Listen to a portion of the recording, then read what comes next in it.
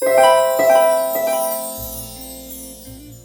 everyone, welcome back to The Early Show with me, Pastor Jean I. This week, I'm going to be answering a question that we've received a lot over the years. But first, before we get there, I would like to thank the sponsors of today's sharing. This week, we have Suzanto, also known as Kama Sharap Tarzin, who would like to dedicate their contribution to the following aspiration: that may all beings be happy and stay strong. Our next sponsor is Boon Yi, who would like to dedicate their sponsorship to all those who are suffering from the pandemic. May they get well soon. And finally, our third sponsor wishes to remain anonymous, but would like to dedicate their contribution towards all beings' liberation from suffering and to the attainment of compassion, wisdom, and true happiness. Now, a question that we often get asked, especially by parents, is Dharma good for my kids? And how do I get my kids to practice Dharma? So let's deal with the easier question first. Is Dharma good for my kids? And that would be a very, very clear and very emphatic yes from me. Oh, Pastor Gina, of course you're going to say that. But no, wait, hear me out. Why do I say yes? I say yes because Dharma equips our kids with the knowledge and the tools to make good decisions. Dharma imbues children with a sense of ethics and a set of values that are centered around being kind, being beneficial towards society, and being caring of others. Dharma emphasizes integrity, loyalty, consistency, and it teaches us to persevere through difficulties and to overcome obstacles with compassion.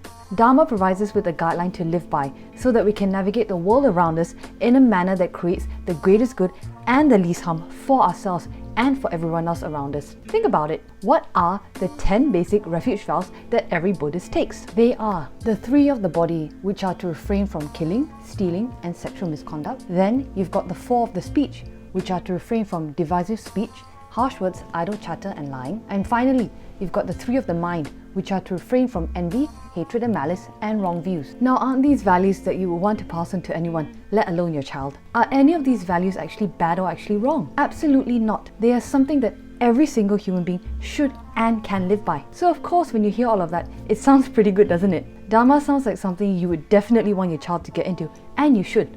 As our guru, His Eminence Sam Tuku Rinpoche always said, when you die, that being whom you now call your child is no longer your child. But as their parent for now, you've got a responsibility to raise them right. That doesn't mean buying them the biggest house or setting them up with the biggest bank balance possible. It doesn't mean any of that, because all of that can be lost, spent, or frittered away. But what cannot be lost, what cannot be spent, and what cannot be frittered away is the ability to live positively and beneficially with values that a Dharma upbringing can give them. So the best gift that you can give your child, the best form of protection that you can offer them, the best way of making sure that they'll be alright when you're no longer around, is the gift of Dharma. Now, as a parent, what is the best way of getting your child into the Dharma? You're smart.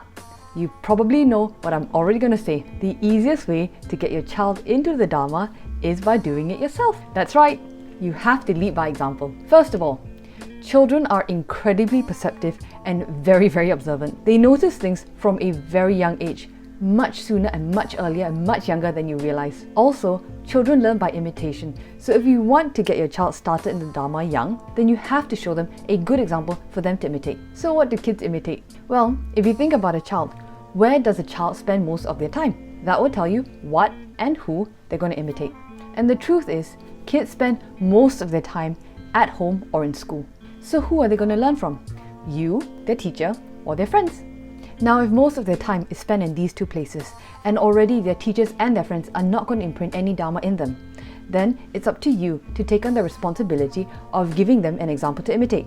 When you tell them that Dharma is good, but you don't put it into practice yourself, it's only going to last so long before your child senses hypocrisy. It's only going to last so long before your child starts to think, well, my parents say Dharma is good and my parents say that they're in Dharma, but they never seem to do what it is that they say they're going to do or what it is that they say is good for me. So why should I practice Dharma? If my parents' actions are always the opposite of what they tell me what the Dharma is, then why should I practice Dharma? You can't tell your child, don't eat the cake, sugar is bad for you, and then have them see you eating the cake. So as a parent, you have to practice the Dharma first, and you really have to walk the talk if you want your child to pursue spirituality. You have to open yourself up to the teachings and let the teachings change and transform you so that your child can observe those changes and understand through observation and experience that Dharma does make a difference, that Dharma does have an impact. So I hope I've answered your question. That is it from me for this week. Once again, thank you very much for joining me, and thank you again to the sponsors of today's sharing. I'll see you guys in 2 weeks' time on the 3rd Sunday of this month. If you have any questions, please do leave me a message in the comment section below. Have a great week ahead, and as ever, please don't forget to be kind to each other. Bye.